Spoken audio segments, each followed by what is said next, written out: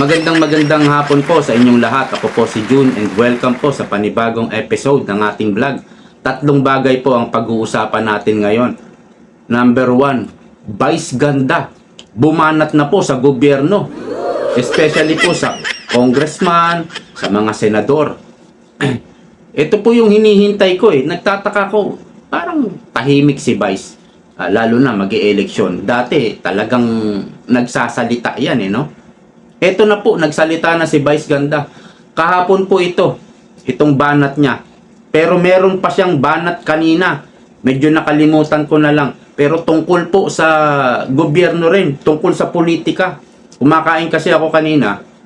Nawala sa isip ko. Pero ito pong banat niya, kahapon pa po ito. Parang aaraw-arawin ito ni Vice. Maganda rin po ito na may nagsasalita, hindi natatakot. Di po ba? Pag-uusapan din po natin yung kinuhang 60 billion ni PBBM at ni Recto ay pinababalik na po ng Supreme Court Justice.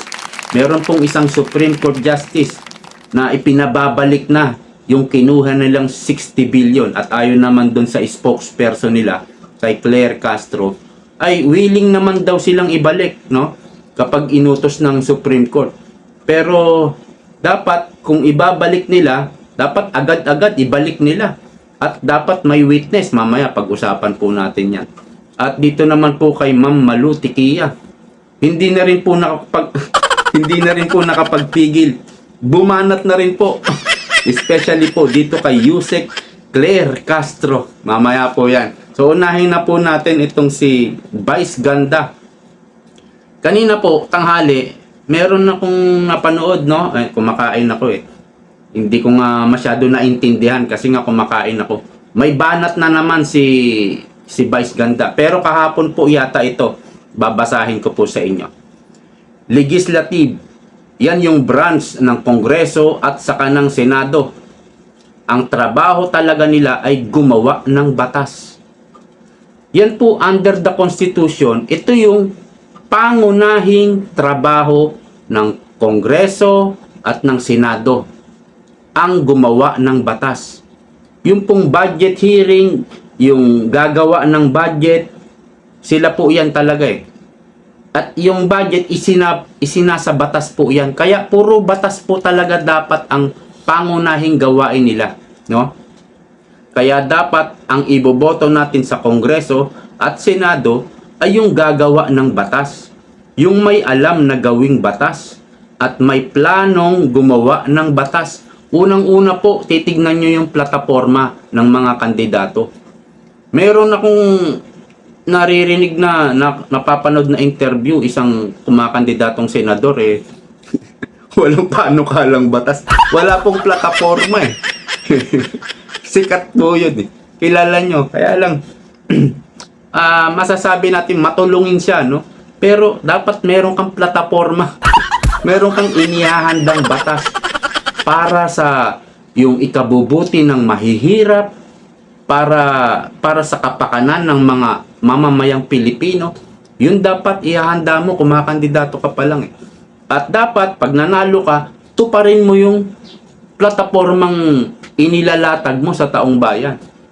Ganun po dapat. Pagpatuloy po natin.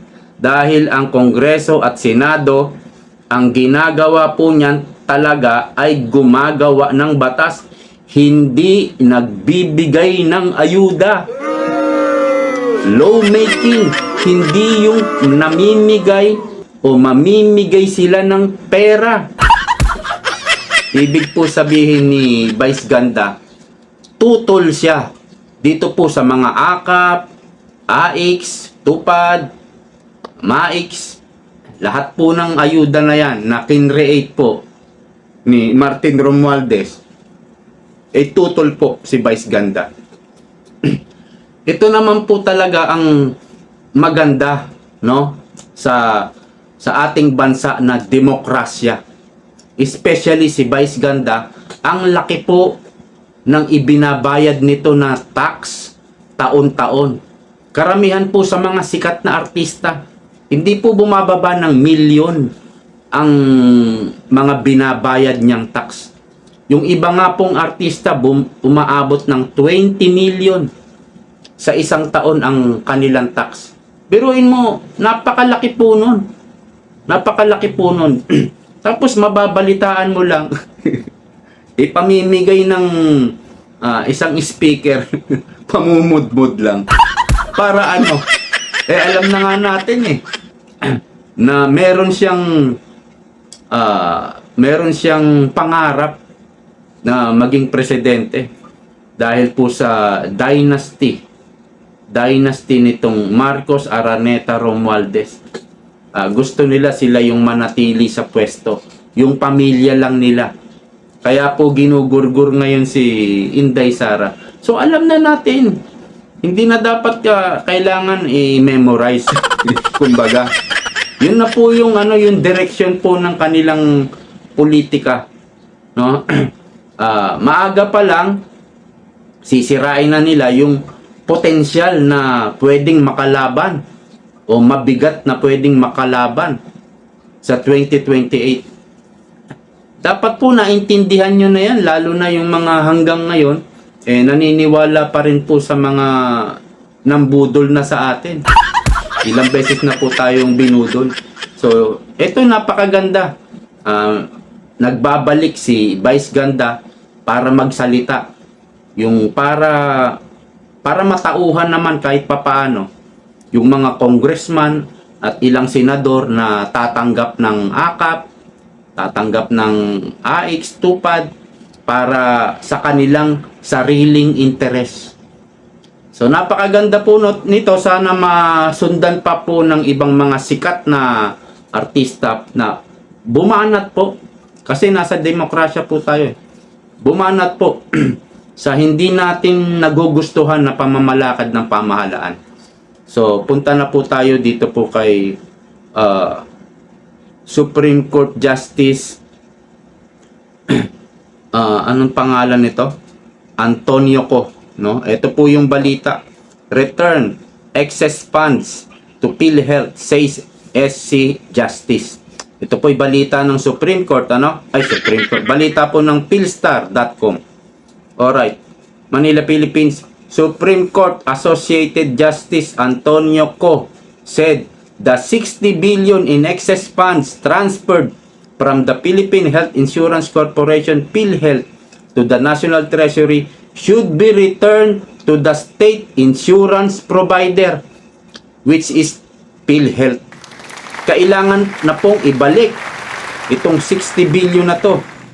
During the third round of oral arguments on the petition challenging the transfer of PhilHealth's excess funds, Co argued that if PhilHealth cannot utilize its fund, the money should instead be allocated to increase contributors' benefits. Ibig po sabihin, kung hindi kung meron ng mga excess funds, no, at hindi ma-utilize ng PhilHealth, the money should instead be allocated to increase the contributors' benefits. Ang pera dapat ay yung mga benefits dapat ng PhilHealth ay may mapalawig. Ito po yung lagi natin naririnig kay Bongbong Marcos, lalo na nung kampanya pa lang 2022. Palalawigin, lahat na yata ng ahensya palalawigin niya. Paano niya mapapalawig kung kinuha niya yung 60 billion? 89 billion nga yan Napornada pa yung 29 billion Ngayon totally pornada talaga. Pornada yung pagkuha nila. So, dapat talaga ginagawa ng PhilHealth, pinapalawig talaga nila yung kanilang pagtulong sa mga tao. Nasa rules yan, alam ko. At ito namang pagbabalik, pagsasauli ng pera, dapat po agad-agad nilang maibalik ito sa PhilHealth, at dapat mayroon pong witness. Halimbawa, mga taga-NGO na may advocacy na anti-corruption, dapat nandun sila, or yung ibang opposition senators, Kagaya nila Coco Pimentel. So, isa sa naghain ng reklamo dito ay si Coco Pimentel eh. Ganon din po sa Kongreso. Dapat may mga congressman na oposisyon ha, hindi administrasyon. Oposisyon. Ganon din po sa mga Supreme Court. Dapat may at least mga kahit isa o dalawa na magwi-witness, eto binabalik na namin yung 60 billion. Dapat ganon. Kasi kung sasabihin lang ni Yusek spokesperson Claire Castro na ibabalik po namin, ibabalik namin. Ang dami na pong beses tayong nabudol. Napakarami na, ang dami-dami na. Alos araw-araw yata. Araw-araw. Eh, ngayon po narinig ko sa press ko ni Claire Castro na bababa na raw ang bigas, ang presyo ng bigas sa March 31 yata. 2024 pa tayo pinangangakuan ng Department of Agriculture na si Chu Laurel. Marso rin yon. Sabi niya April 2024 ha. April bababa na raw ang presyo ng bigas. Hanggang sa ilang sunod-sunod na pangako yun. Hanggang sa umabot na sa 2025 na raw. Sa January talagang mararanasan ang malaking pagbaba ng presyo ng bigas. Yan po yung example lang sa pinaggagawa sa atin na pambubudol. Dapat po, kapag ibabalik nila, dapat may witness. Talagang maibalik nila sa PhilHealth yan. At kung sinasabi nilang excess fund yan, sobra, palawigin ang benefits ng mga benepisyaryo. Hindi po ba yun ang nararapat? So, bantayan po natin dapat ito. Dapat tutukan natin kung ibabalik nga nila or salita lang. Mahirap po. Tapos wala na tayong alam na ibalik na ba? Magkano na ibalik na? Ang hirap ng gano'n. Tapos yung mga media dun sa Malacanang na nagtatanong, parang kontrolado ng Malacanang. Parang ang hihina nilang journalist. Hindi nila tanungin yung ganito. Parang safe. Parang safe na safe yung kanilang mga tanong. So, dito po naman kay Ma'am Malu Tikia, ipaparinig ko po sa inyo yung banat ni Ma'am Malu Tikia. Teka lang po. Teka lang Ito na. I-play natin. I will raise the issue.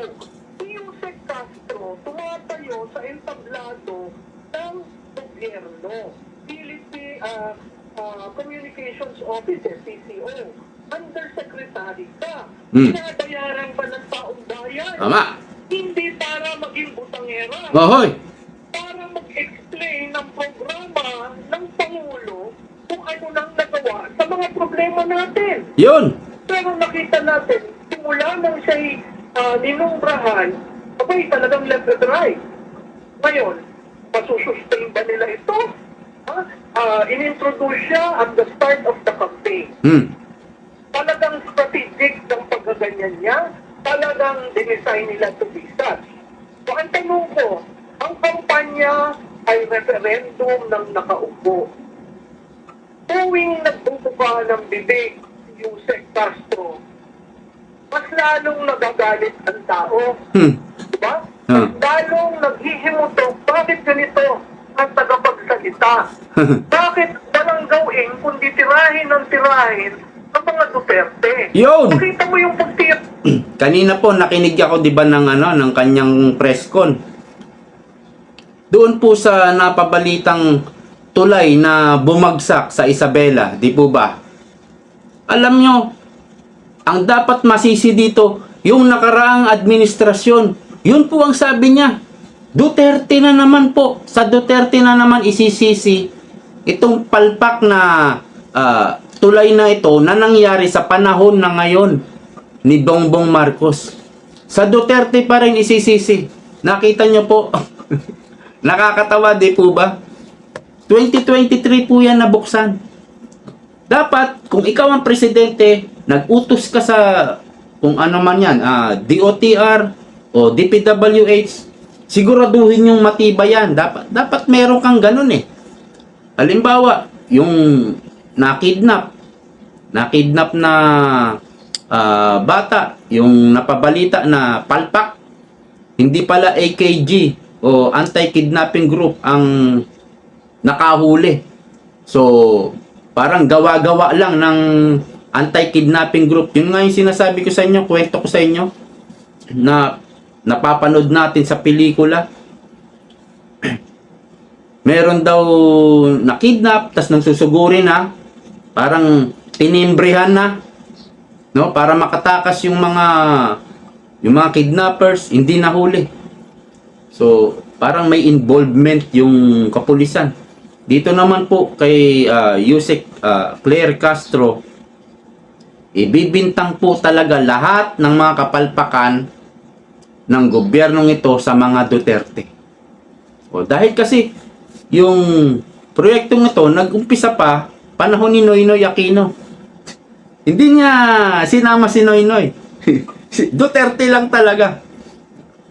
Ang alam ko, 2019 natigil yung programa, yung proyekto na yon dahil nag-pandemic. Di po ba? At maraming proyektong nabitin. Kaya umabot ang 2022, medyo wala nang gaanong pandemic, doon na siguro napondohan at natapos ng 2023 na buksan. Under PBBM administration, wala kang ibang dapat sisisihin. Dahil humipo sila ron sa proyektong ito.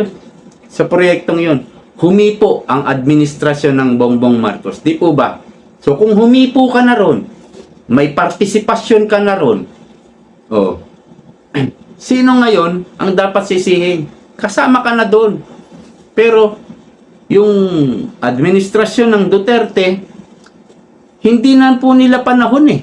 Kaya doon sa panahon mo, lahat ng mula dulo, no, hanggang sa umpisa, i-inspeksyonin mo yan kung pwede na bang padaanan yan, kung safe ba yan.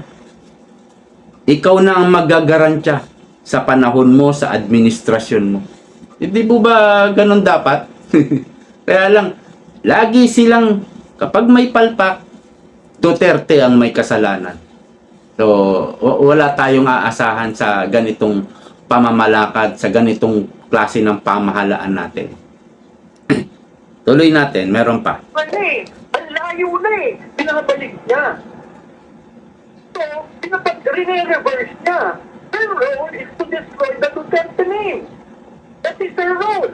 It is not even to add up to the accomplishment of the president. Hindi bumabalik. Hindi sinasabi na, alam po nyo, kaya nung inaugural, ito ang plano niya. Walang ganon.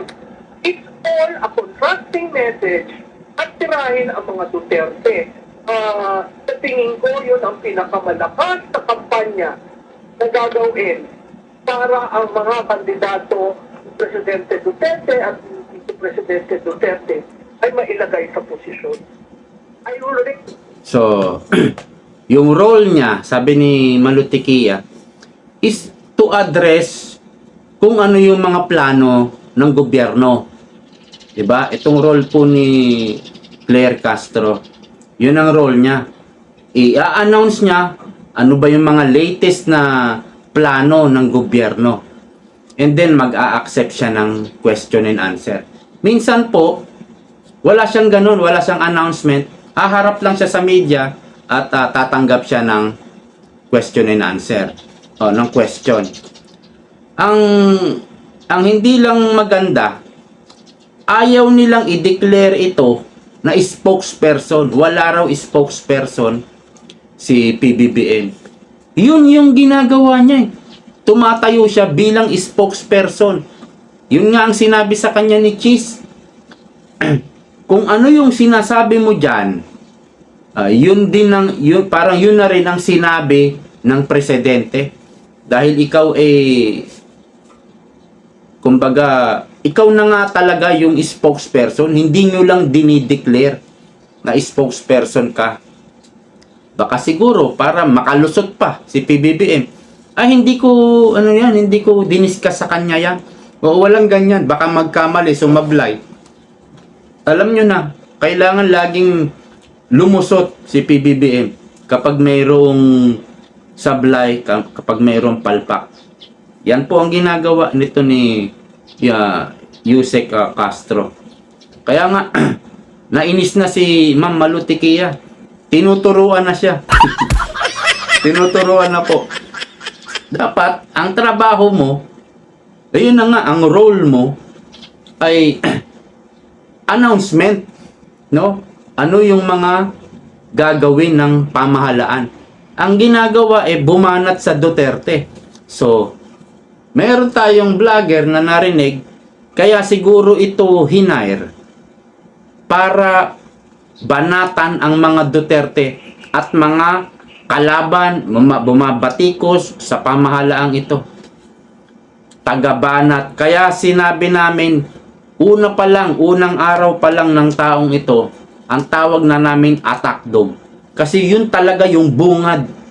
Yun talaga po yung unang panood pa lang natin.